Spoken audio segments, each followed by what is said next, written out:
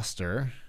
She is an author. Well, let's say put this way. She wrote the book If You Can Pray, You Can Feng Shui, but she wrote it under the pseudonym Vixen Heroine Hammish. She writes that she grew up a child of the 80s in Chicago, born into a world before computers were mainstream. She witnessed the culture shift of the information age. She's a feng shui specialist with a bachelor's degree in the arts and a certificate in mental health first aid. She is active in local and global discussions about ending the cycle of violence and dedicated to the study of energy and how it impacts living things. And that's just that. There's so many parts of that that sparked my interest. I was so happy when we found like the way that we found each other and that we're able to have this conversation. So thank you very much for coming on to the show. Yeah, Thank you. so this name, let's just start with the name. Vixen Heroine Hamish. Yeah, please. Yes. So, yeah, I really wanted to incorporate a literary device of some kind. That was literally the beginning of Vixen Hamish. And the process for writing the book was a little unique. It was intuitive. But then when I kind of the finishing touches was coming up with this name. And basically how I've interpreted it now. It means vixen obviously is like a fox coming, taking a new approach, taking a clever approach. Heroine is really a lot in relation to the book material. It's about taking control of your energy. It's empowering. It's being the hero of your own life. And in this case, it's the female version. And then Hamish has a bit of different definitions depending on which culture you're looking into, but the one that resonates with me is that it's about cozy home. And so really that's, my body of work is a new approach to becoming the hero of your life and creating an environment that supports you. And that essentially is what feng shui is. Um, Yeah.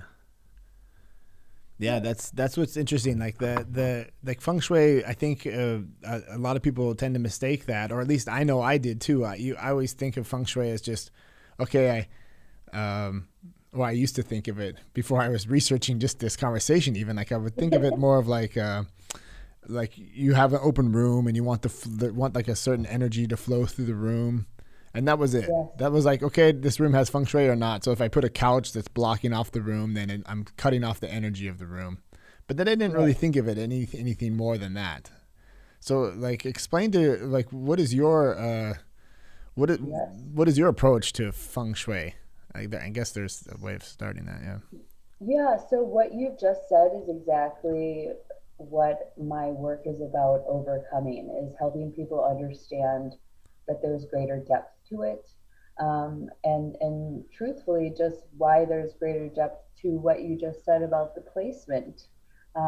Because having proper flow through your space um, is similar to having proper digestion in your body. This is very much a health related practice in the way that it's proactive medicine for wellness, prevention of disease, just like good digestion would do. You want to minimize blockages. You want to have things going smoothly. You want to minimize your resistance, and that's not just in your health, but in your life. Feng Shui literally translates to wind and water Okay. in Chinese, which those are the elements of change.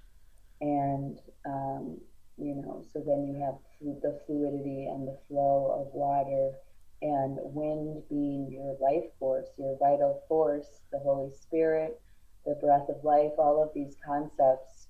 That is your shui. Okay. I should know this. I should be. And really, what you want to do is fill your entire space with the shui. With And this if life you have, force. yes, with life force. And if you have blockages along the way, the specific pattern that it takes to fill your space, it might not get to that last corner of your house if you're doing it wrong. And if it doesn't get to that last corner, it doesn't get to its release, its exit point. Okay. And then that of course is again going back to the fluidity of completion of the cycle. That's interesting. I think that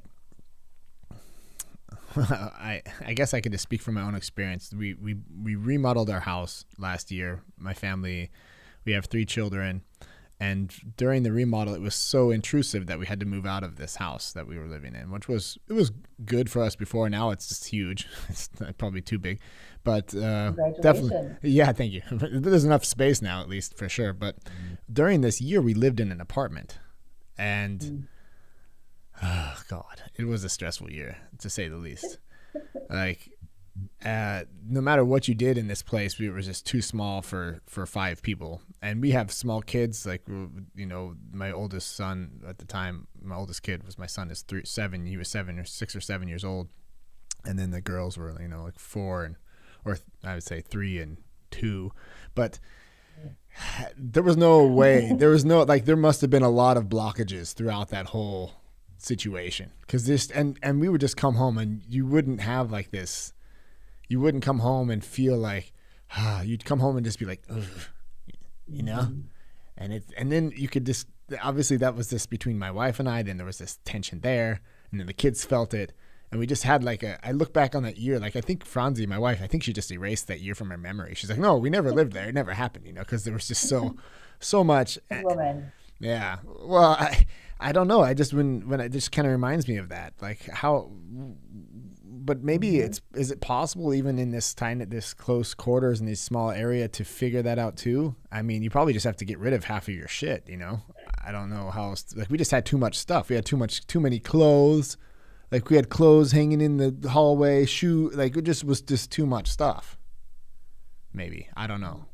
Like, how would you go about I guess the question I'm trying to get to is when you're working with a client, do you deal with this kind of situation, or is this something that doesn't really apply to what you're doing? Yeah, this applies. Okay. Completely applies. First of all, you're going through renovation, that you're realizing what an internal process that is going through change. And again, we're maintaining peace in times of change. And in your case, it was to enable growth. You had to kind of backstep a little bit in the interim, but you were on to an expansion of your space, an expansion of your existence, you might say. You can liken it to your aura. That's like your house is an extension of your aura. And, being on top of each other like that, I'm sure that was not the most fun experience, but, it was to enable something better. And I think that's a lot of what this process facilitates, is that it's a little bit harder at first, but then you get to that greater level of relaxation.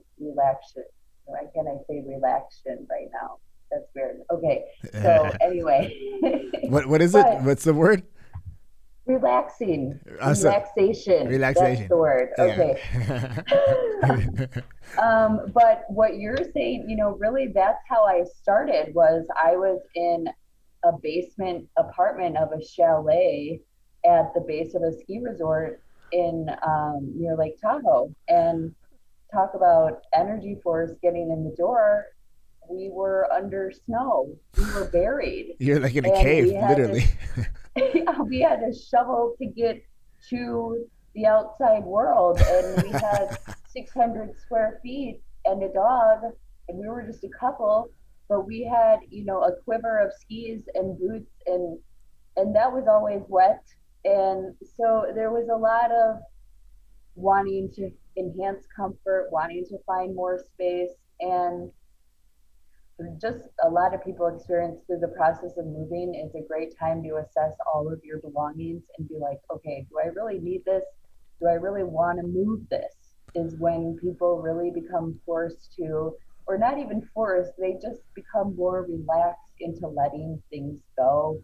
And, decluttering is a huge form of self-care, in my opinion, and it allows you to release what I call energetic weight. Energetic Um, weight. Yeah. and really that does translate and help you facilitate actual weight loss. It's it's all connected, but releasing your attachment to things would be a lesson that you could glean from that cramped living situation. Um, Yeah. That's interesting. It's yeah, I've been going through this therapy. I've been thinking about whether or not I should share it, but it just seems like the right thing to share. I don't know. It's I've been doing this psilocybin microdosing therapy. perfect. I love it. Yeah. I was just researching Denver. They're on they've had it legalized for a long time. Yeah. And I am a full believer in alternative medicine. And I know from my research of your area that Germany is also very progressive in the way of New Age medicines. And that is definitely what Feng Shui is as well. Yeah, so like and Eric can attest to this. So like because I kept Eric in the loop what I was doing, and and so it came with a protocol, and it was like the cool thing was it came with like a micro scale to measure, so you could really have like the exact like I was very regimented about it because I have a family. I have to function. I can't just be like Right. tripping on shrooms, like I gotta. You know what I mean? I got to do what I'm doing. I've got to work. I've got to live my life, and I have to be a productive part of the society. And so I was like, responsible functioning. Yeah. yeah, but I'm like old enough to where I'm like, okay, I'll test the waters that's what this protocol was about. It was like starting with 0.2 grams, like a very minimal amount, and then adding 0.1 grams to that every other day. So you do day on, day off, until you felt a little bit of the, maybe you get a little bit of optics or something, and then you pull back 1.1 gram, and that's your dose. So I found that to be, for me, with my weight and how I'm built and with my metabolism, every person's going to be different, to be 0.7 grams where I would take it, and it would I wouldn't even really notice it. But what I noticed was, what happened? What's the biggest thing that happened for you, Eric? Like I came into the studio. Yeah, we remodeled our whole studio. We uncluttered everything. Every little cable got entangled. That because when we first got here and we built the studio, we had like we have 4 microphones, and I could show you like we have the what do you call that thing here in English? I say it in German. The rack? No, the Mischpult. What's Mischpult in English? Mischpult in English. Mixer, audio it's the mixer. It's the audio mixer. It's got like all the audio going into it and all that. And we had like just a rat's nest of cables because you didn't know what to do with them. And I didn't ever know what to do. And I didn't really ever really care. I just like, it all works. We're going to figure it out someday. We'll figure it out someday. And I just kind of put it off. And I've been doing this for 2 months now. And it's carrying on through everywhere in my life. Like all those pictures that I didn't want to, that I never hung, I'm like hanging them. And like the garage that always just seems to never get cleaned up. Like on Saturday, I took like 6 hours, and I just was like, and I enjoy it too. And then I go in there, and it's like this whole thing where I'm just like, you just breathe in, and it's so relaxing. No, it's not about being proud of myself. It's more just like, it's weird how much that really changes your energy. And I've seen it. I have a good friend that's very clean. And I always appreciate, like when you get in his car, you get in there and you're just like, you feel like you're in first class, and you're flying somewhere. And like as opposed to when you used to get in my car and you just be like, okay, just don't get the banana on your foot, like. So I don't know if that that's like the most tangible thing I can say about this. That's what. And the company's called Earth Resonance, and it's all about these energy waves and these fields, and about the main thing that they also did, which I attest a lot of it to as well, is no coffee during the therapy, no alcohol during the therapy, and also like no other drugs, right? Just Just that. Like that's the only thing you need. Just that, and sleep and meditation. So obviously, like sleep, meditation, no coffee, even without the mushrooms, probably is a good thing, right? So like I was thinking, like I'm doing a lot of good things, and basically that was like my only out. Like at least I'm still doing that. That was kind of my mental way of putting it. But I wonder, I wonder if I was able to, isn't it true? You can answer me this about when you drink coffee that you change your wavelength or you change your frequency, and you're not in the same frequency as the earth anymore when you drink coffee because caffeine changes that in your heart rate or something like that. I don't know what I'm talking about. Have you ever heard of that? Me? Oh, yes. Yeah. So there is heart math is what, just when you mentioned your heart waves. But I myself have been off coffee since the first of the year too. Yeah. So that's interesting. Yeah, and when you talk about earth resonance, that very much gets into, you know, the feng shui being one modality, and talk therapy not really resonating with people as much as it used to, I guess. People are getting more advanced with talk therapy, getting into like gestalt, and but you can go about therapy in different ways now. And I think the thing with the psilocybin research is just really getting into, brain science and understanding the different waves. And you talk about earth resonance, there's a name for it. That's the Schumann. Yeah, the Schumann And, frequency. Yeah, exactly. That's what it's and called. I that's probably where, a lot of things, 5G technology will knock us off of the Schumann resonance. But that's what grounds us. And that's what meditation teaches you, is how to ground to the earth and effectively release that stored energy in your body and promote flow within your spirit. Um, to go back to the book a little bit, I wrote a lot about how your spiritual capacity is a largely untapped reserve for a lot of people. And people who meditate, of course, they're tapping into it. But if you're not, working with it, you're actually at a deficit. And given the information age and adopting a lot of technology into our lives, the emotional body and the spiritual are suffering, because of the imbalance. Again, these are larger concepts that all tie into each other. And,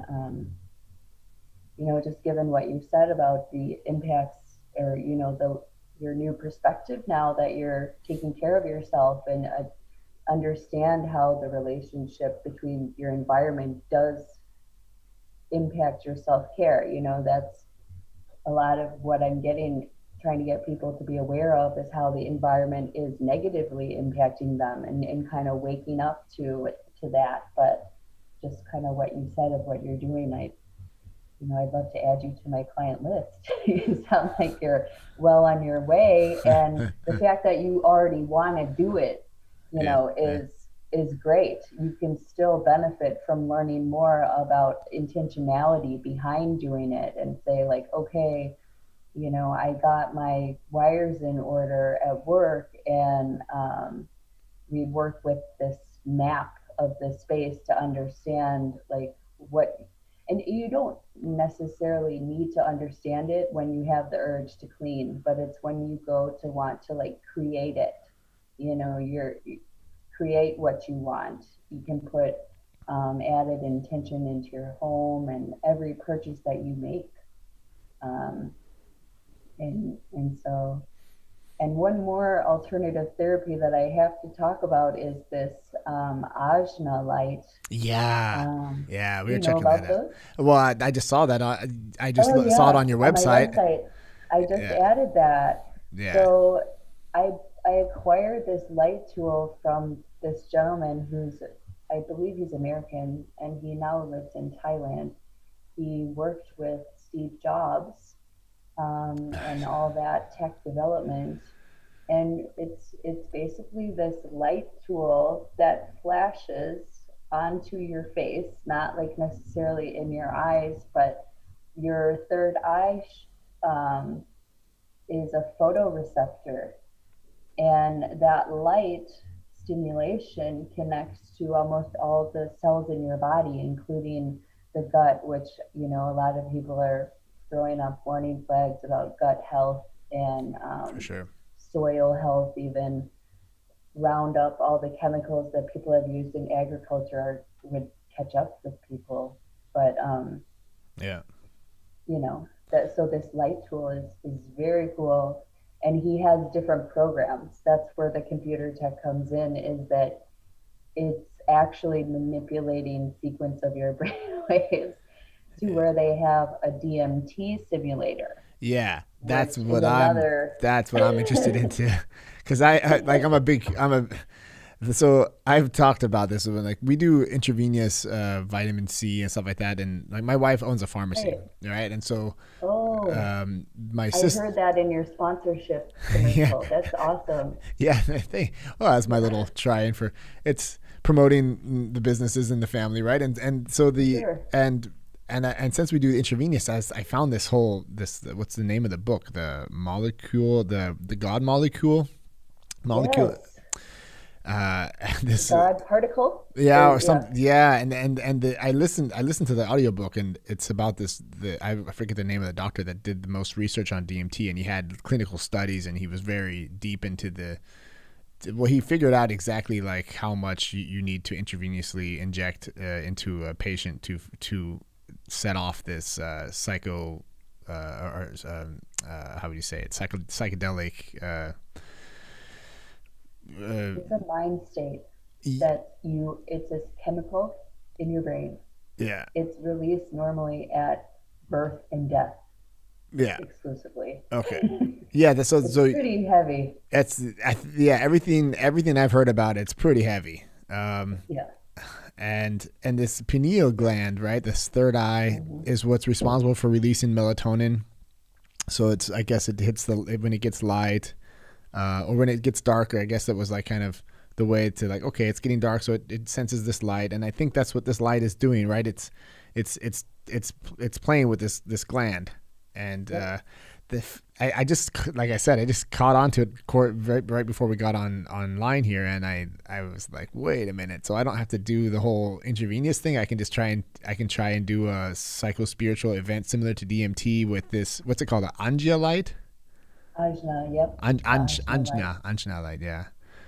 Yes. And you don't have to appeal to an amateur chemist to make your drug. Yeah, my wife was like, I'm not going to do it for you, because I was like, well, what if I get the stuff and we just make the DMT, and then she's like, no. I'm like, she's going to have to watch me too, right? Like, she'll have to watch me like trip out and go into this other world and come back and say that I'm so happy that I'm still alive, because you have like it feels like you die, basically. Yeah. So I guess the whole idea, when I was talking to my buddy about it the other day, he's like, why would you do that? Is like, are you that, do you need that just to feel grateful? Like, can't you just feel grateful without feeling like you've lost everything, including yourself? But it must hang around, that feeling. Yeah. Like afterwards, it must hang around. It seems pretty hardcore. People do it again and again. And so it becomes an addiction of getting, I'm going to say high in this way, is you're getting to higher elevations of consciousness. And that's where people who don't know grounding, it can get unstabilizing. But, what you want to maintain is the motivation. And it's what is motivating you to do it.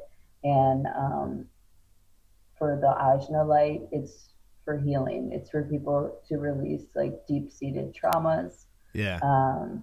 You're not going to go to like a rave where people are intoxicated and have them try this machine, because it's potentially more impactful than what they're already doing, because it's just a highly advanced technology. But then it's a tool for this brain science, which Alzheimer's patients can benefit from this therapy. And if you look ahead, like of the agendas, you see Bill Gates and Jeff Bezos are perched right at brain science in the future, you know. So it's the cutting edge of humanity as much as as a tool of empowerment, but also of healing, and then knowing with full consciousness what we're dealing with in terms of our health. Yeah, but how simple is that, right? I mean, the light is definitely, it's designed. I've seen that, you can see them. There's different shapes. They have like ones that look like stars, or ones that are, they have obviously the technology to create these. I think the lambda frequency was the frequency for the DMT. Right. Then you have what the theta, beta, Alpha, gamma, alpha. Yeah, okay. and delta. Okay. And so those are different states of like alertness and relaxation. And, you know, I do think it's maybe like a sequence that gets you to it, to those psychedelic experiences. There's one that mimics the Schumann. So that's like a very grounding one. There's one that's angelic experience, which is the one that I did when I first met the creator at this wellness. It was called Bioregenesis. Okay. And that was here in Reno. And yeah, it was like I had 12 minutes of, you know, you would think, oh, I'm going to go an hour or whatever, but just 12 minutes was able to tap in. And I had this like angel come at me basically at the very end, nose to nose. It was like no angel that I've ever seen before, the most ginormous wings. And it was like, I couldn't really make out what it was. And then it kept coming closer, closer, closer to me, until at the moment it stopped. It was like nose to nose. And I told Guy, which is his name is Guy, is what I saw. And he was like, that was you. That was, all you're projecting is other forms of yourself. And similar to DMT is you're seeing all elements of yourself with a flip switch. And so for that, you know, tool of self-exploration is another reason why people largely come to this, and or any of these practices really. But, you know, knowing yourself, and then loving yourself, learning to love yourself. And then once you're loving yourself, you're able to heal, and acknowledging that we're all on a healing journey here on earth is really the larger consciousness. So that was can you explain that experience a little? Like, can you go into detail there? Like, so you go in, how did you find this guy to begin with? So I went to a 5D conference. I don't know if you're of New Earth concepts. 5D is effectively talking about the energy body of the earth has expanded. Okay. And so we have the fifth dimension now, where before we were not quite in that capacity because the earth was here. Now, since 2017, there's been a lot of turbulence with humanity, and that is related to the earth's energy body is expanding. And anyway, so this conference has been happening. There's a lot of conspiracy, quote unquote, that's like their life is, you know, a captain from the secret space force, people who have had abductions, people who have had interactions. We had a whole expo that I went to Vegas. It was 3 years ago now. Yeah. And after that, I met someone and they're like, oh, if you like that conference, you should go to this one. And it's in Reno in like 2 weeks. So I was like, okay, I'm going to go. And this was more where I kind of heard more of the medical side. There were a lot more doctors talking about gut health in particular. Gut health, benefits of CBD. Yeah. And, CBD too. CBD is awesome. I love the CBD. Yes. And that is a vibrational medicine. You know, that vibrates at a 5D capacity. That's not what normal humans are used to. Now, maintaining your vibration requires the inner work, the outer work, all of that stuff to transition. And that's where DMT is again relevant, because it's, like I said, birth and death, those are times of transition. Well, right now, humanity is also in a time, and the planet, of transition to a higher frequency. And so, but he was there in the vendor side, and you just kind of got in line, but there was no like sign-ups. It was just like, when your time will come. And that's what they say about DMT too, is like, Yeah. don't go searching for DMT, let it find you. True that, yeah. And that's really kind of when you're ready. And I used to go to a lot of festivals in the Tahoe area, we've been to Burning Man. I never had done DMT. I don't really do a lot of hard drugs at all. And so I feel like the light version was totally like, for me, it was like, okay, so you just go, and, it was kind of like a busy place, but you lay down on the ground and it just like projects over your face. And sorry, but when you say it's a busy place, was it busy where you're like, when you went there, it was busy there? Like there was busy, or like it was like a lot of people running around and stuff, and you're like, oh, I'm just going to lay down here? Or what do you mean by that? So he had like a booth next to a bunch of other booths. They were selling different supplements or. So you did it at the festival? I did it at not the festival, but at the conference. Yeah. Okay. Yeah. That's pretty cool. And so you got headphones, right? Or what? Yep, there's a whole audio track that goes. Yeah. I mean, you can kind of personalize it to whatever, but you listen to music. It's sensory deprivation. Cool. So then it didn't really matter. Okay, that's cool. And it doesn't. I mean, you can do it during the day, and it's still like so concentrated, and your eyes are closed. Yeah. But you're still seeing like geometric patterns, and that's effectively what it's doing, is imprinting sacred geometry onto your face, onto your photoreceptivity. And I do virtual sessions as well, if you wanted to try it that way. Yeah, because you can do it with this. You can do it with the screen, basically. I'm sorry to interrupt you, but yeah. Yeah, no, whatever your setup. I mean, I have a basic LED light. It's not like a special light technology.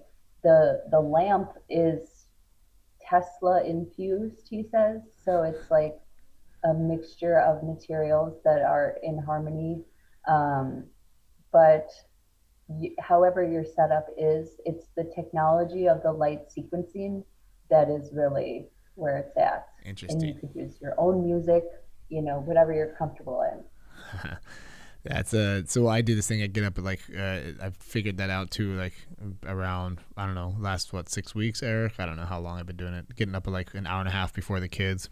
4:30 in the morning or so. Like good 2 months. 2 months. I get up at like 4:30 in the morning, and I have like an hour and a half for myself before everyone gets up. So I go in the sauna and I meditate, and I do this Wim Hof breathing, and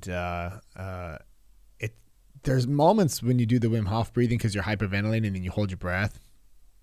And there's moments when you where it kind of, when you have your eyes closed, it kind of you go into this space, like where you it feels like you, like, okay, I see it for a second. Like sometimes I see that there's like these things that happen. Like I see stuff, and it just if it's a geometric, or I've seen like a picture of my son like just smiling or something, and it's like just but it's like there's no color. It's just basically like white with like a kind of like a hologram looking thing, or sometimes I'll just see like white, but not like what the DMT experiences are, where it's like the people, they talk about kind of like when you die and you come back, they talk about this white light. Like it's not that intense, but it feels like it's kind of like maybe if that's level 10, I feel like I'm on level 2 or something, and I can sometimes reach it and sometimes not. It depends on if I'm breathing enough or if I'm really pushing it enough. I've also almost made myself pass out. So I have to be kind of like, I've gained Yeah. respect for like doing this thing. I only do it laying down. Like I even did it sitting down the other day, and I had to catch myself because I was like, I was trying to do it while sitting up, and I was in the sauna, and I was like gonna crack my head. So I realized like, okay, next time when I hold my breath, I have to lay down so that so then you can't fall. You're just already on the Yeah. ground, you know.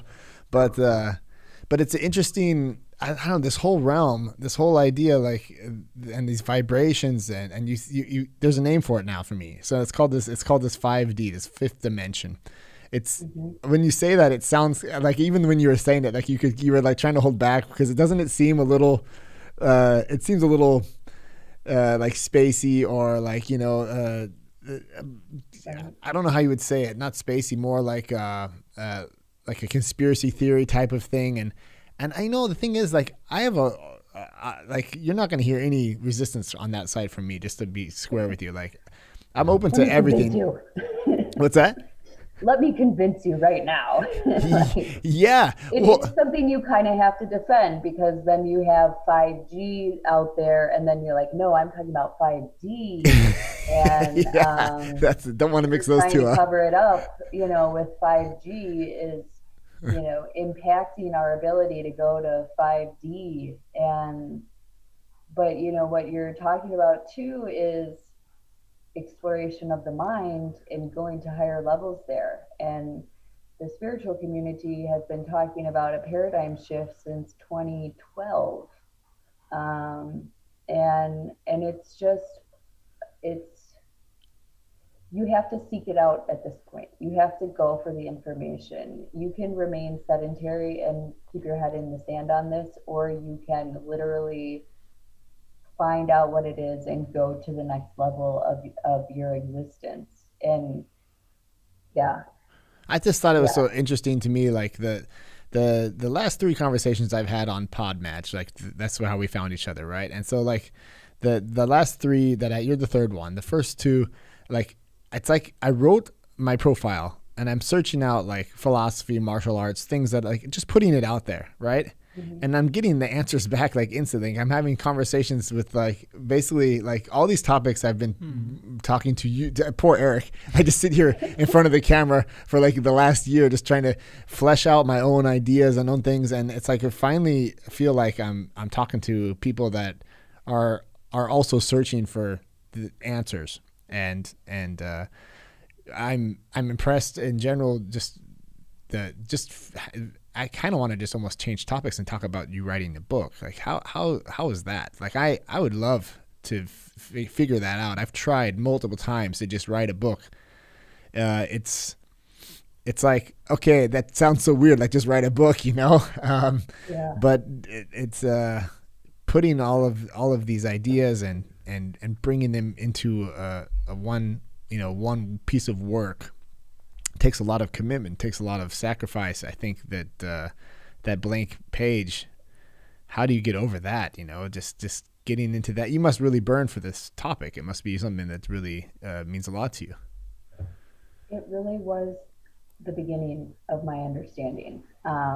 It was like, okay, I'm going to flesh this out. And truthfully, it was the title that came to me first. Okay. And then it was like a collage of all of my writings. I have always been into poetry. I've always been a journaler, and not so much that I'm so regular with it, but I have a lot of my work that I was schlepping around with me, you know, in spite of my move from Chicago. I brought these writings, and I was like, okay, I need to put this into play. I need to get it out of my space.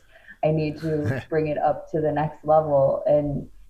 And through Feng Shui teachings, I started as a hobby in 2009. In 2013, I got a professional certificate and learned a lot more about the techniques that are used to read energy, and one of which, helps you develop your intuition. And, through using those tools is how I crafted the book. And, Cool. not to minimize it, but it's a 66 pages. You know, it's not a thick book, but it served me well to provide a baseline of my understanding and values, and really getting to this idea of the human spirit became more and more relevant as time went on, to where I look at the book now and I'm like, whoa, I wrote that. I wrote that 3 years ago. Like, and here's my understanding of it now. And here's the clues that I would say my intuition, or you would liken that to your higher self, even Mm-hmm. that angel that was there then was guiding me to where I am now. And, exploration of the self. A lot of times I hear, you see celebrities, they have like an alter ego.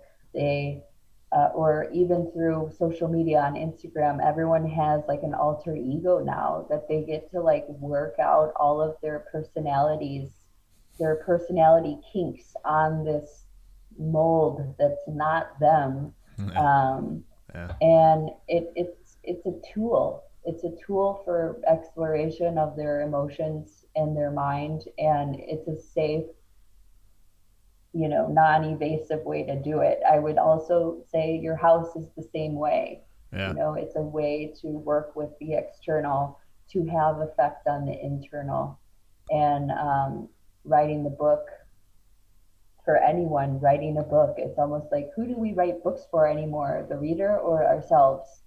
And because it's like one of those bucket list things. And I think it's so valid just to do it for yourself, just to say, this is my project. It's like, when you're committing to a therapy of some kind, you're in a program, you're going to do this, and it's going to take some time, but it's going to be rewarding and fulfilling and worth it. And if you have a topic that you can,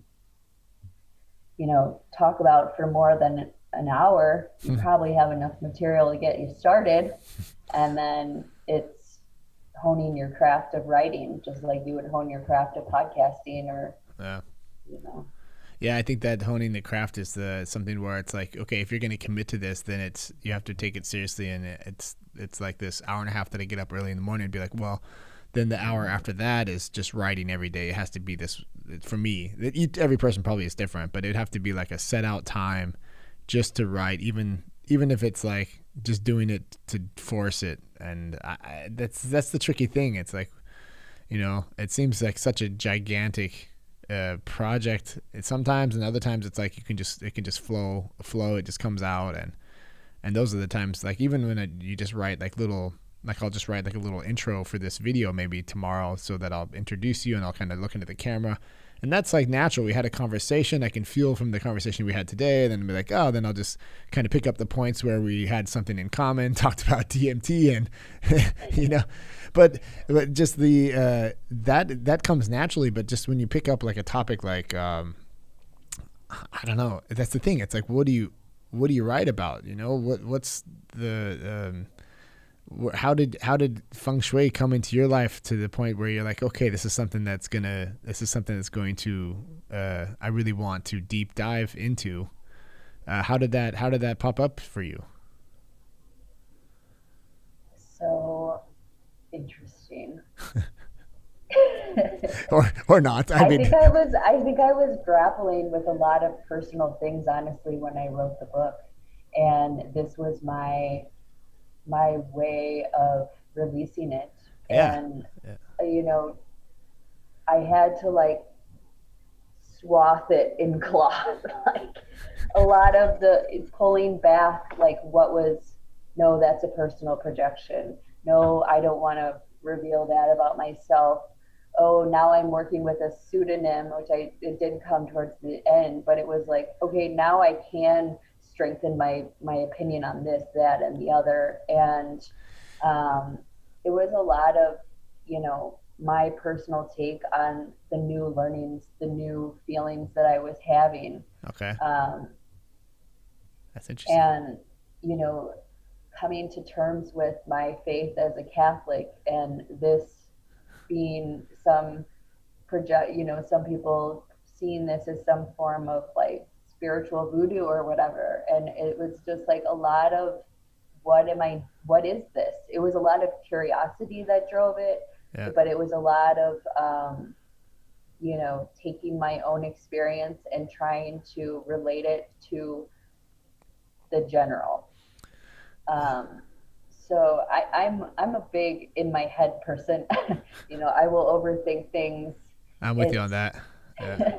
So it was a lot of like very carefully crafted sentences to where I was like using divining tools to put it together, like almost like a ransom note would be like one word from this, from that, and I would pick up a seemingly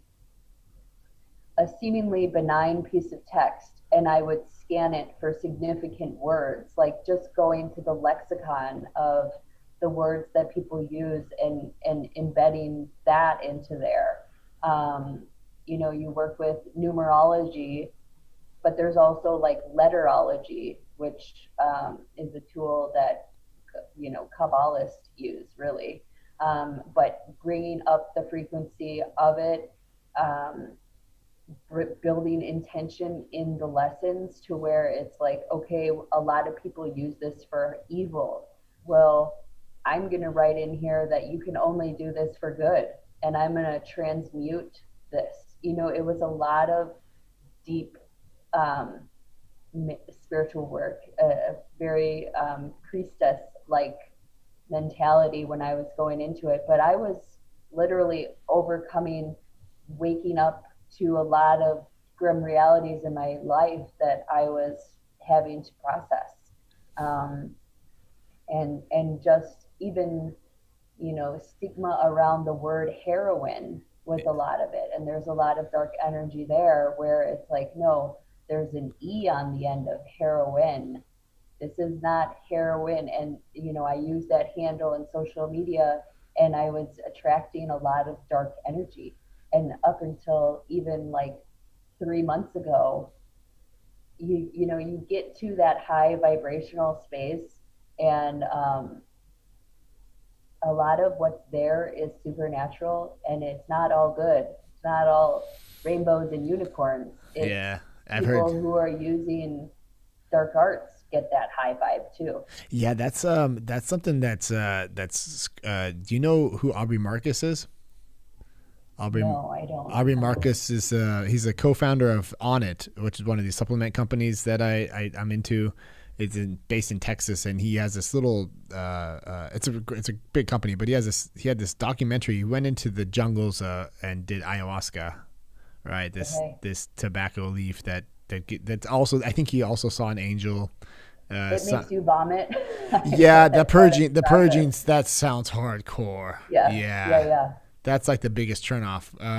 But it's similar to DMT in the experience in a lot of ways. And why did I bring that up? Because you said something, I just lost the reason why. At the beginning, you just said, the high vibrational supernatural. Yeah. So like the first white guys to go down there and like kind of go into this jungle, and they're like, hey, let's do this ayahuasca. I heard it was, and you're sitting there with a shaman that's maybe not your friend, and you're tripping out on this stuff, and you're purging and doing all these things, and the vibrations of the other people all along on that trip they become one. So he talks about in multiple conversations on his podcasts too. He'll talk about like one of his best friends where he's done these journeys over multiple, like over 10 or 15 years. They're talking about the first time, and they had these conversations kind of like what you just said, like there's that at that vibration, there's also evil there, and you have to be ready for it, and you have to be, we're in this very vulnerable state, and if you're not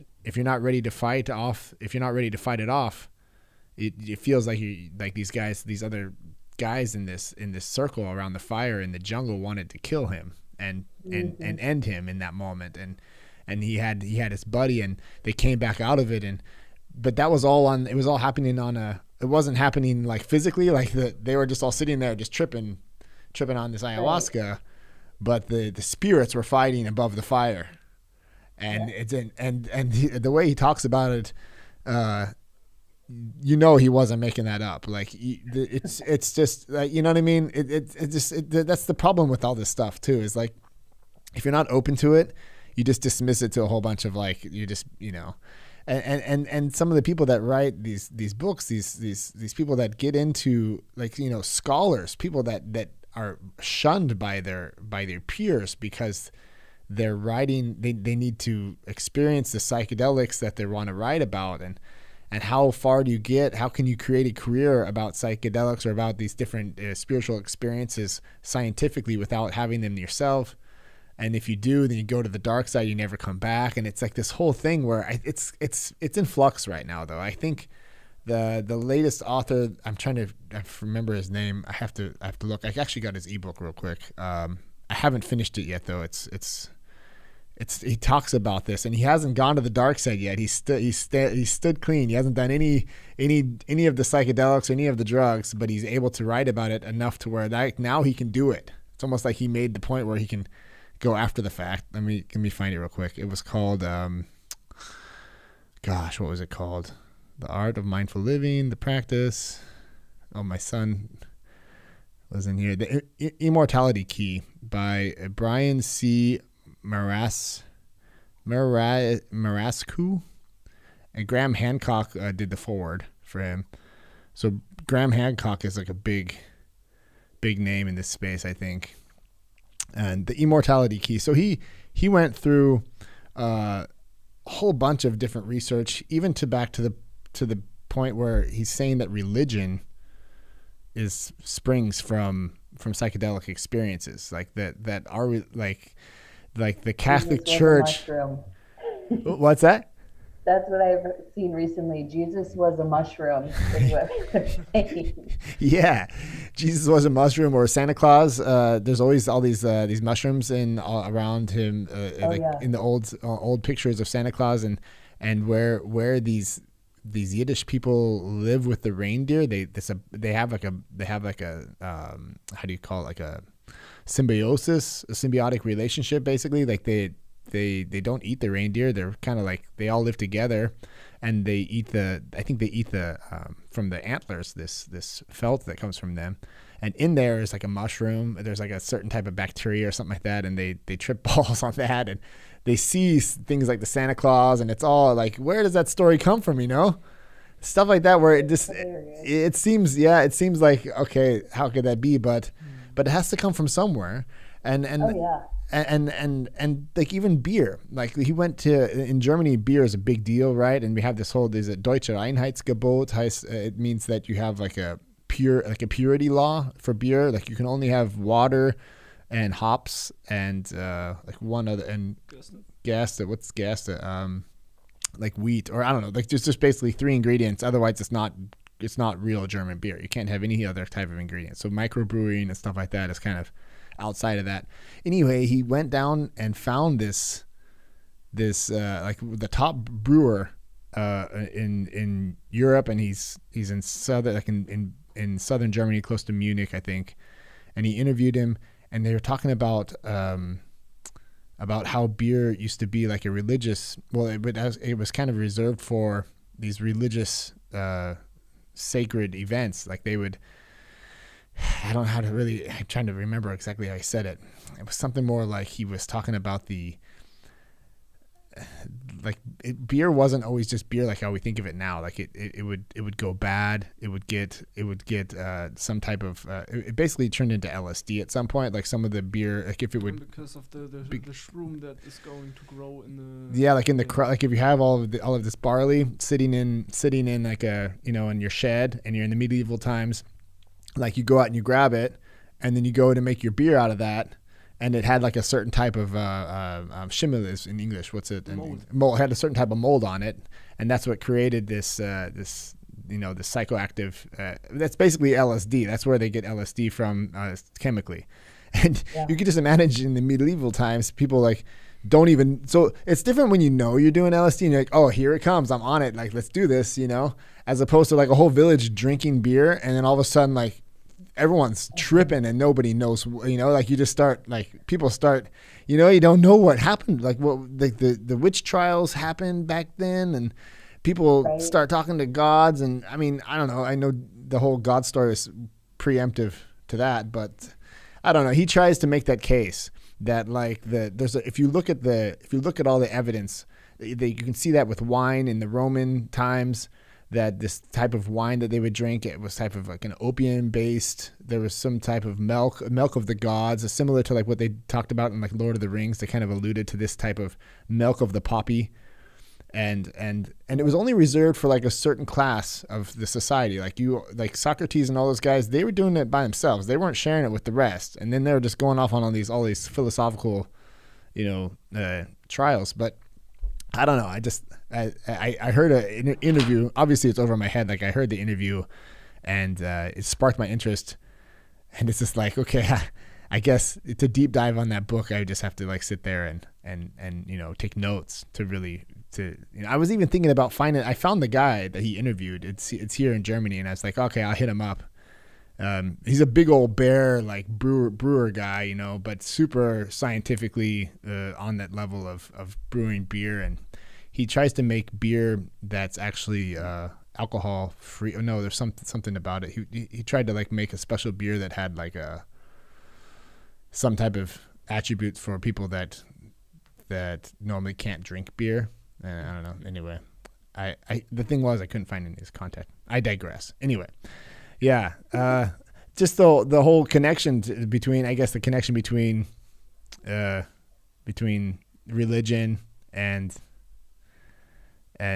finding like your own path, and you were you were writing this book as a way to work through your own things that were coming up, and so it was kind of like a way of peeling back the onion. It was a way of like going deep diving on yourself, and then you came back.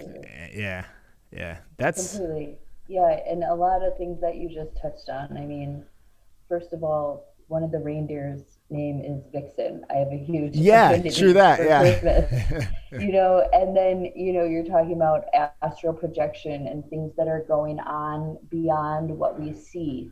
And, going into exploration of the mind, you're seeing things that you normally wouldn't be able to perceive visually, but they definitely impact you. You definitely feel them, and energy we always are feeling, in the way of emotions. And when someone drinks alcohol, or as they are also known, spirits, their defenses go down and they become more susceptible to the metaphysical. It's not possession, but they're just more in tune with that realm. And you also talk about the fermentation, and kombucha is another beverage, but fermenting, just that concept of things marinating over time and coming to a different form. I think that's a chemical process that intrigues people on a psychological, or on a higher level. Is like, I actually took like old mushrooms once and had like a super bad trip. I'm like, okay, that was like mushroom dust. It was like either high potent, but it had also maybe molded itself.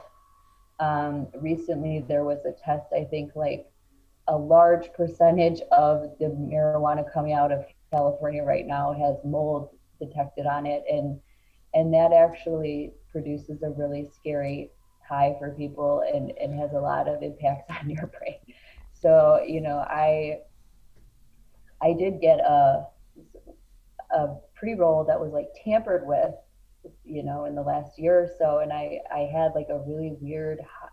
And from then I'm like, okay, the weed is compromised, like something's going on here. Damn. And I need to stop it. And you kind of get to this point where you go to different things and they serve you in the way you need to. But the term that I love these days and that I fully adopt is psychonaut, which is like an astronaut, explorer. Yeah. But you're exploring your psyche. And God help me, I have Bibles around my house. What do you have around your house? I go to church. Oh yeah, I have a Bible next to my bed. Bibles. Okay, I didn't understand you. Yeah, you have Bibles around your house. I have crystals.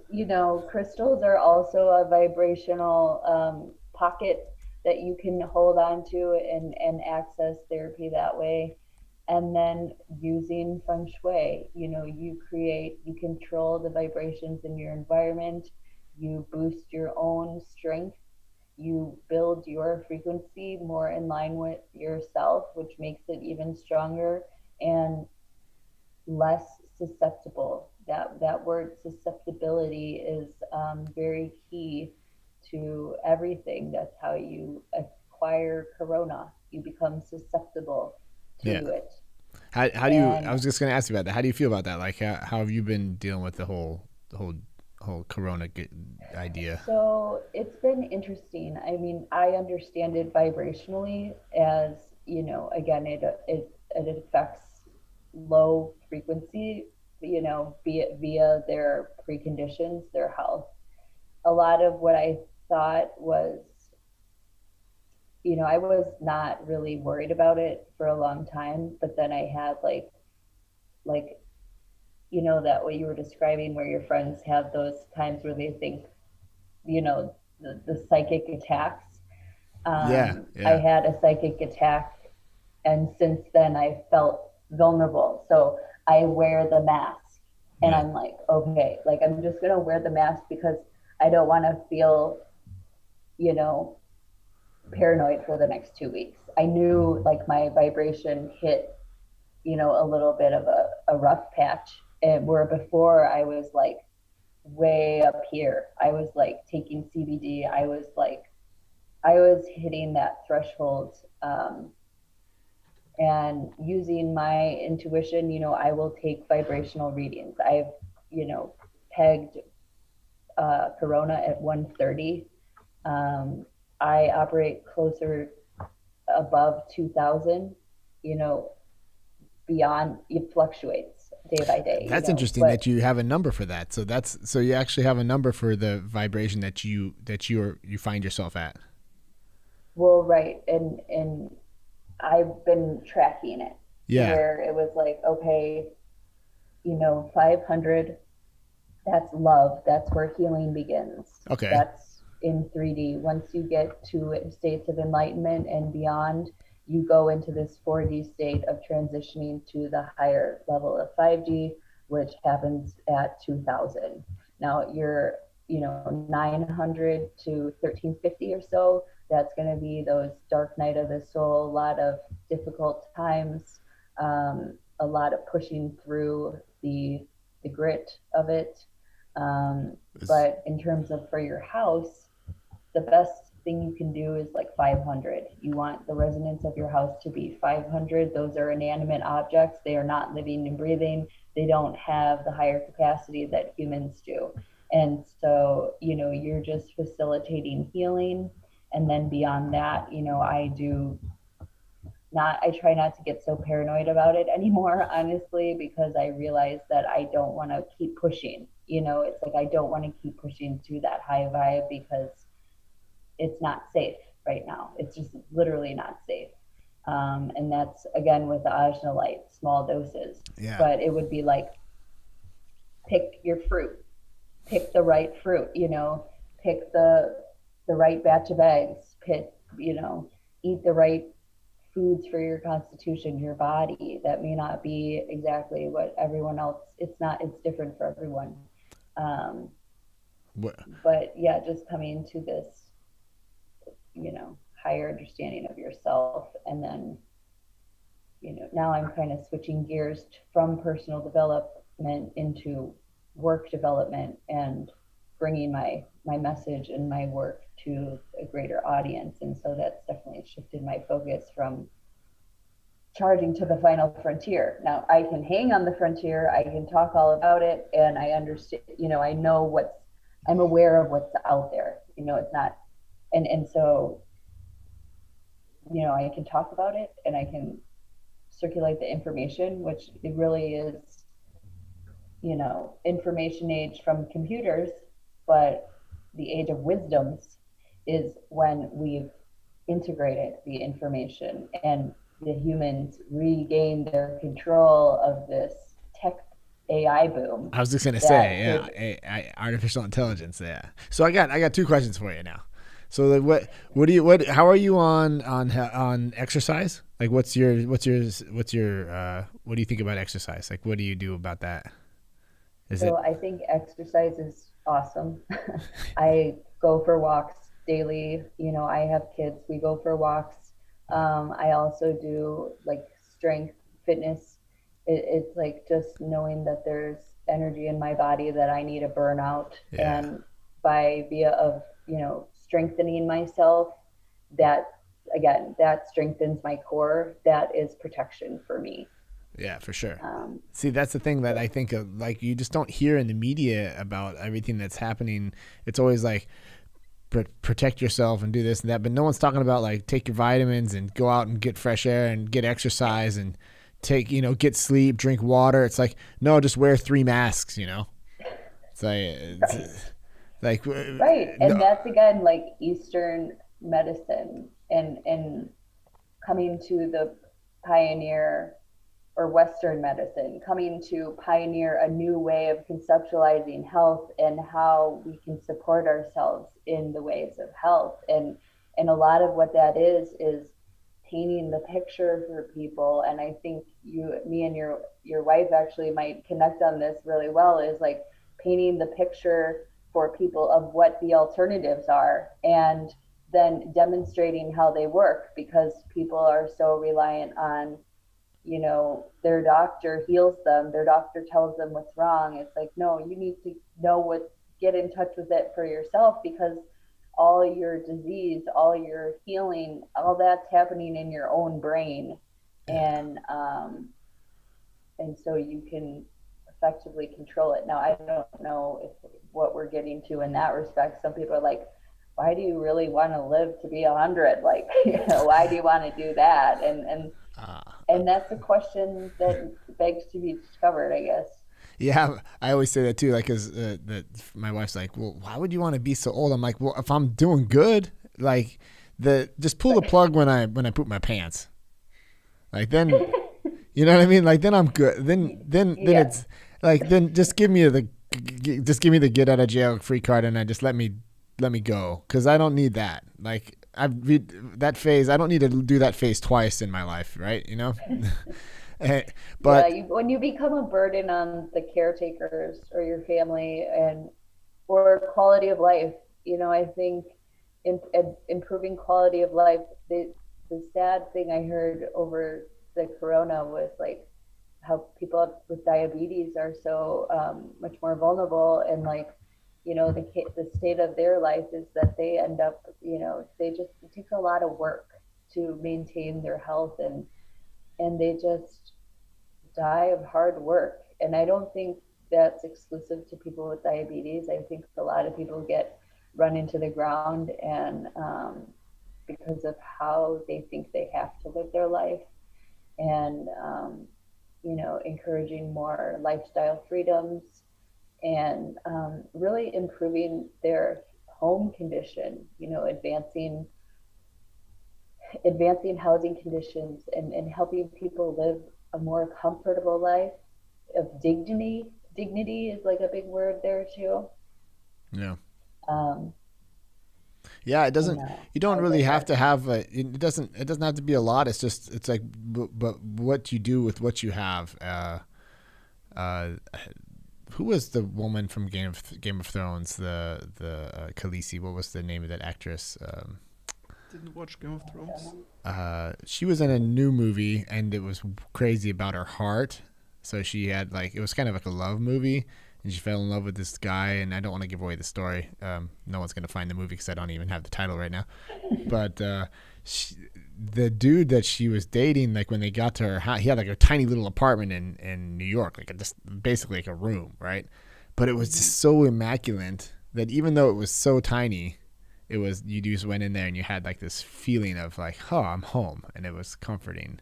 Creating that for yourself, but it's like you said, it goes directly back into taking care of your health too. It's the same way. Like if you have that perspective on what you put in, basically into your mouth. I mean, what you eat and what you consume, and exercise is just, God, it seems like so basic. Like, wait a minute, all I have to do is get out in the forest, run around a little bit, sweat. You got to make sure there's a little bit of sweat coming out there, you know. And kids sweat all the time. Just watch kids and see what they do when they're left alone. Right. They run out, they sweat.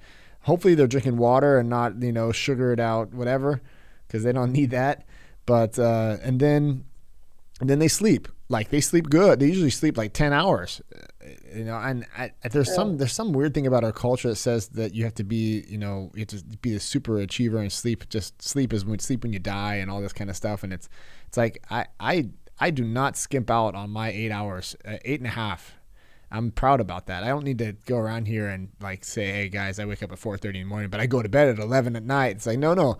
I like, don't make a mistake. At 7:30 p.m. I'm gone. Like, I'm out of here. Like, we're gonna get off this podcast. I'm gonna go home. I'm gonna eat a little something. I'm gonna sleep.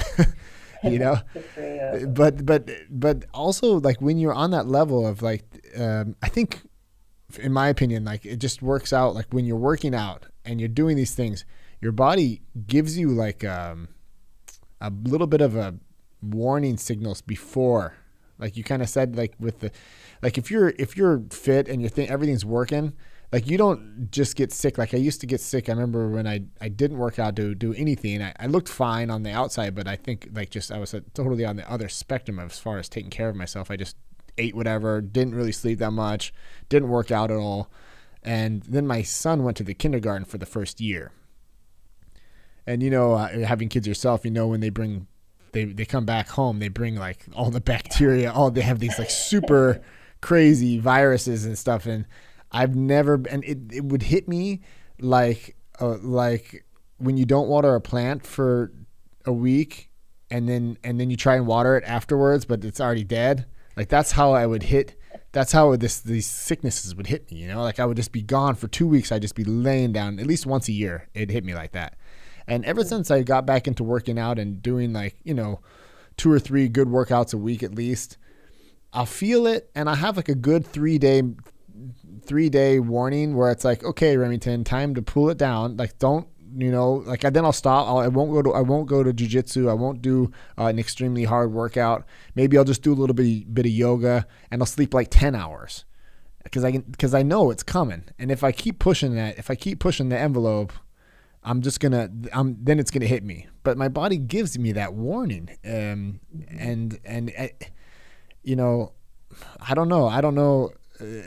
It applies to everything. It has nothing to do with COVID in that sense. It applies to any virus or anything that's going out there. It applies to stress. It applies, but it also applies to COVID too, because COVID's just another thing from the outside that that's bombarding you. And if your body's not, if your fighters aren't ready to fend things off, then some people can't help it, and I get that. I know that some people already have pre-existing conditions, or something happens, and that's different. But if you have the opportunity to be proactive about it, and if you can, it's just, I don't know how do you get people to. It's such a personal decision too. Like talking about this feels like how do you get people to listen to that? I mean, I've listened to that, someone saying that same thing for 5 years, but I never did anything about it, So you just have to keep saying it. And that is a limiting belief on their part. And that's my challenges, is overcoming people's limiting beliefs as to what they're capable of. And, you have a stomach bug, that's energy in your body. The more you exercise, the more you're going to burn it off. It's really facilitating energy through breath or sweat or tears. You just got to process this stuff. Tears are good too. Yeah. Right. Yeah. And when you talk about COVID, the added factor is fear, the fear that surrounded COVID. Fear being a very low vibration, making people more susceptible. Even if you're a healthy person, you get in that fear state and you're dipping down there and you're susceptible. And spiritual work like Tai Chi, it's a different aspect of martial arts, but that is an energetic medicine that is in the same house of Chinese medicine as Feng Shui. It's about building the protection of your energy body and, validating it as there is where a lot of people don't go because, again, we're talking with the metaphysical, the unseen forces at play in our lives. And that is not just energy. There's a lot of unseen factors via political, via corporate, via systematic, the matrix, however you want to talk about it. There's things that are unseen that impact us.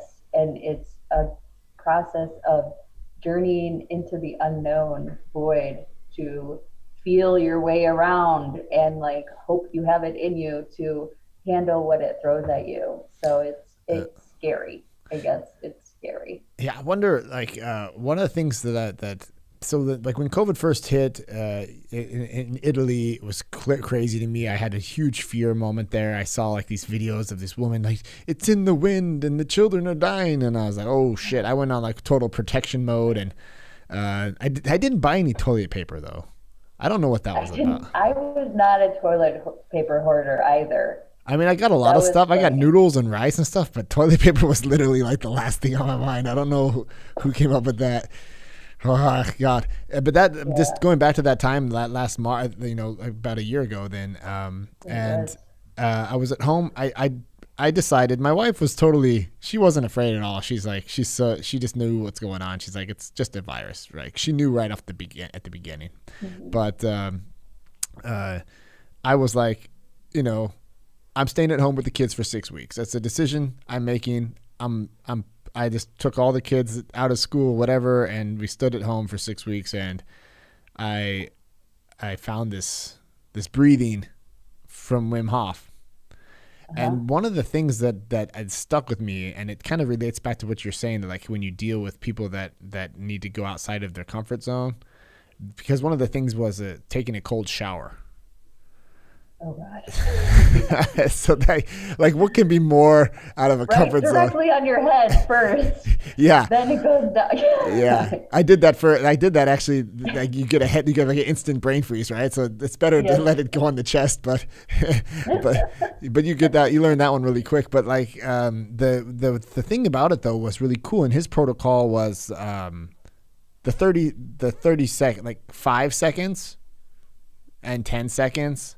And 15 seconds. And so every day you just add 5 seconds. And I was like, oh yeah, okay. And then all of a sudden, like I found myself like, I got like an ice bath and I was going into the ice bath and starting the same thing going in the ice bath. Like, okay, just 30 seconds. And then you do it the next day and you can do it for 35 seconds. And it's the same thing like I learned in weight training in high school. It was like, okay, you bench press X amount and then you just add like, a week later, you add this like 2.5 pounds, like just these small increments. And then when you look back like a year later, you're like, damn, I'm like 30 pounds heavier on my bench and I'm taking cold showers when I wake up in the morning. I'm not there yet, but like the cold shower thing is hardcore. Like seriously, that's I agree. That you got it. But what it teaches you is that this it's a mental thing, that it's like it teaches you that these barriers are just created your own creations, right? And it's denial systems, I think too. Your brain's going to protect you from things that will hurt you, but outside your comfort zone is where your challenges are and where your growth is. So your brain's like protecting you. And why does the brain do that though? Like why does because the brain wants you. There's like these two brains happening, right? You got like this three. Thank you. Yeah. Because the gut, they're now saying, is a brain. Yeah. But when you do meditation, what's the goal? Is to quiet the brain. Yeah. The brain is like, it's like the back of your brain, as my priest would gesture. Listening to your insight and your heart is where you should. The shoulds, that's the back of the brain. Yeah. Okay, so I need to check myself there. But going with your heart and your intuition is overriding the brain, which is the ego, I guess. The main function of the brain is to function the body systems and be the control room, not to be the controller. you need to maintain control through your heart center and nourishment. The gut is where all your consumption comes into play. I'm totally with you on that though. Like the my wife being in the pharmacy that she is, she's into this whole gut biome thing. We have this probiotic product, and I'm always like her guinea pig. She brought home like a drink. It's like basically it's a kombucha, but it's like pharmaceutical grade. I don't know if it tastes similar. It's very similar to kombucha. And we did it, but we just did like little shots of it in the morning after fasting, and then you do a shot of that for 30 days. We don't need to talk about what happens. We all know what happens. Right. but what I noticed was my mood. When I take probiotics, I'm in a better, like I'm more positive. It's weird to say that.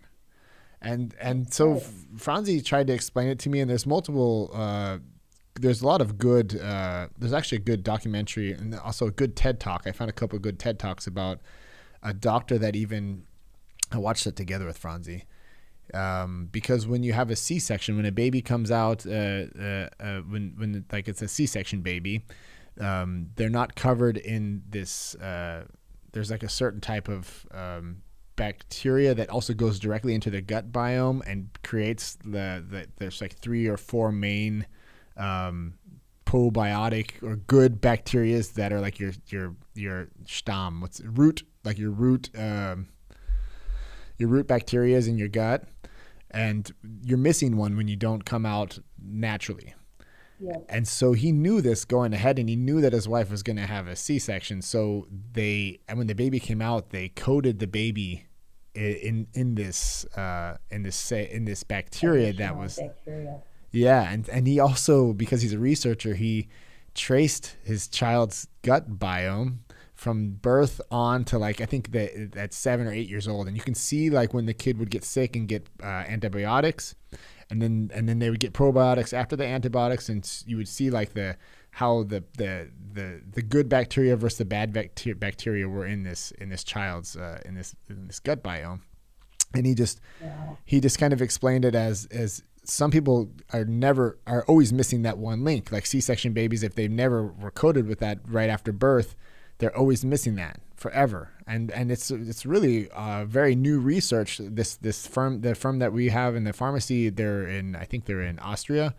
But it's also they're also Allegro Farm. I think they're also in the United States because we've sent them to my parents too. It's a great probiotic, and there's different ways of taking it. There's a powder form you just put into your water in the morning, and you just mix a little like a minute. You let it set up for a minute, and there's got like 8 or 9 different probiotics in there, and gosh. It's a whole nother thing to think that like this gut, this is my wife calls it the first brain. She says that's the original brain. Then it kind of created the connection to this brain, and then all like what we got here on the frontal cortex. This is like nice for meditation to kind of get you to quiet all this other stuff going on. But when you listen to your gut, right, there's something there too, right? Like when you like, oh, my gut's telling me something, and it really does. Yeah. The gut feeling, that's totally valid.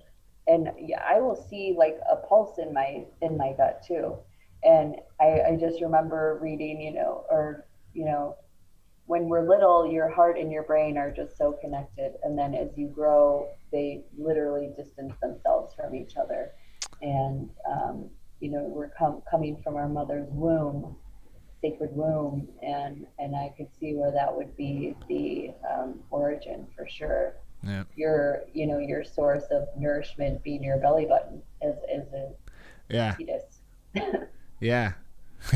Yeah. Last night when I was stretching I was stretching in jiu-jitsu afterwards, and I got into this fetal position, and everyone was like, "What are you feeling?" I'm like, "I love it right here. This is the place to be."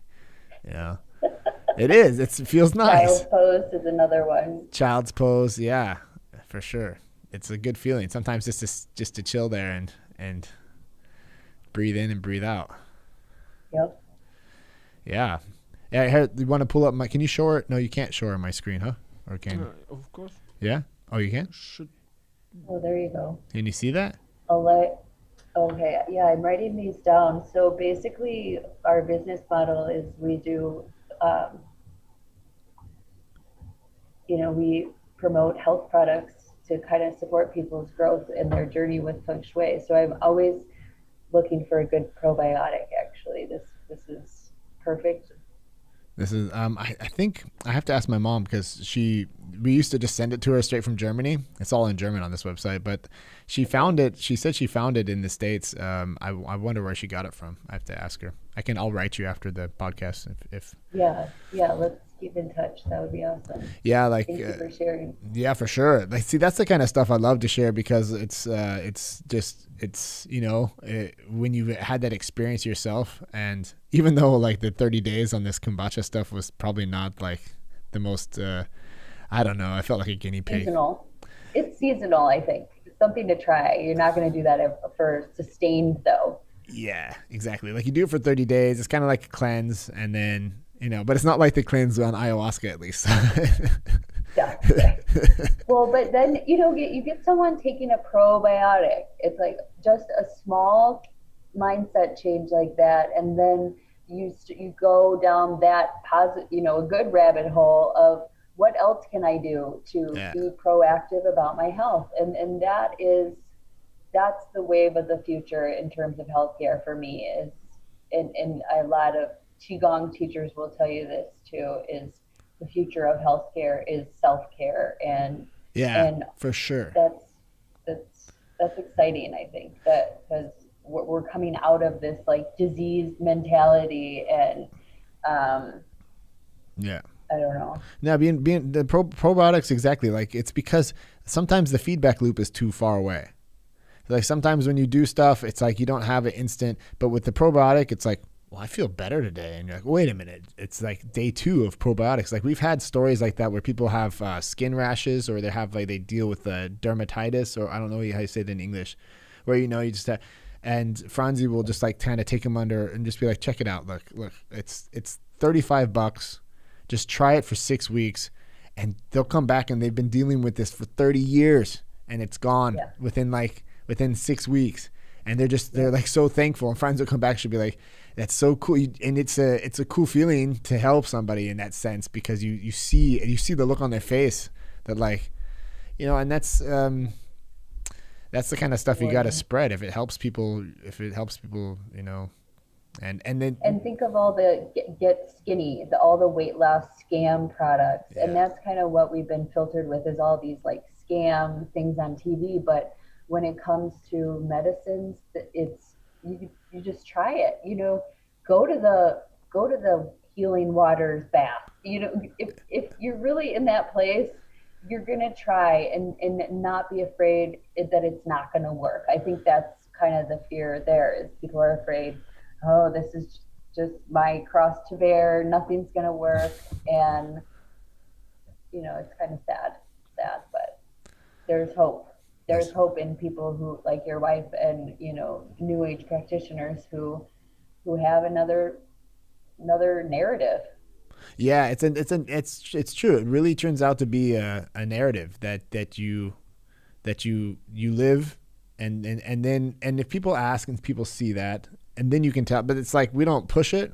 I don't want to push it. But if someone asks and they see that, I have skeptical friends everywhere. They're just like, because I'm the kind of person that just tries everything. And so, when I was telling them about this protocol, what I was doing with the mushrooms, he's like, dude, you just try everything, huh? You just like, but it's, I don't know. It's like, I guess I'd rather be that guy than just the guy that just sits and stays in his little dark corner of the internet. Yeah, there's a lot of those too. Yeah. So I mean, we hit up on your things. I'll just kind of read your website off again real quick. So, well, I didn't even say it before, huh? It was, how do you say it? Nat.org? Yes. Nat.org Feng Shui. Nat.org Feng Shui. It's like a national organization, kind of like across the country. We we do have a few target cities outside of the US, but for the majority, we're kind of focused here. Cool. Yeah. And So that's the website, the .com. That's where I found this research this light, how do you say that again? The Anja? oh, the Ajna light. Ajna Yes. light. And you can drop your email through our website, and we'll follow up with you. We're also on, Twitter, Instagram, YouTube. I'm showing them all. Pinterest. Exactly. Yep. National Org Feng Shui. I'll use Pinterest to kind of make, vision boards for people. We offer 2 featured services each month. Right now, we're on promotional pricing to become a client. It's, a nominal fee for a lifetime access to our support and guidance, to where you can reach out anytime without an appointment and learn the basics. Really, that goes a long way. And then the way to really know it is to do it yourself. Yeah. And so as questions arrive, or if you need, something to support your growth journey in the way of health or service, products, we source out some of the best products on the market, like the Ajna light, like these new ingredients that people have found to be very successful. We do, of course, promote a very conscious consumer approach to everything. So you're going to be doing your research. You're going to be actively learning about Feng Shui while we are there to help answer questions. And you are able to set your own pace, your own budget. You're basically getting access to the guidance, but then as far as doing projects and executing them, we keep our clients in the driver's seat of that. We're not really doing full-scale staging except for public space, to where we do cleanings. And then we also promote our network providers within network, but also do campaigns on our social media to help them gain awareness and understanding of how it fits into Feng Shui, to help, illustrating the lifestyle of balance and sustainability and being health conscious and proactive. That's very cool. Greta Foster, thank you for your time today. It was a nice conversation. I enjoyed it. Thank you so much. Yeah, have a nice day. It looks like the sun is shining out there. Usually it is here. 300, close. Denver's 300. I think we're at like 270 days of sunshine a year. So that's always nice. Right on. Yeah, well then I'll catch up with you. I'll write you some stuff afterwards so that we can kind of stay in touch. So. Okay, perfect. All right. Thanks again. My pleasure. All right. Okay. Have a nice one. Bye. Bye-bye.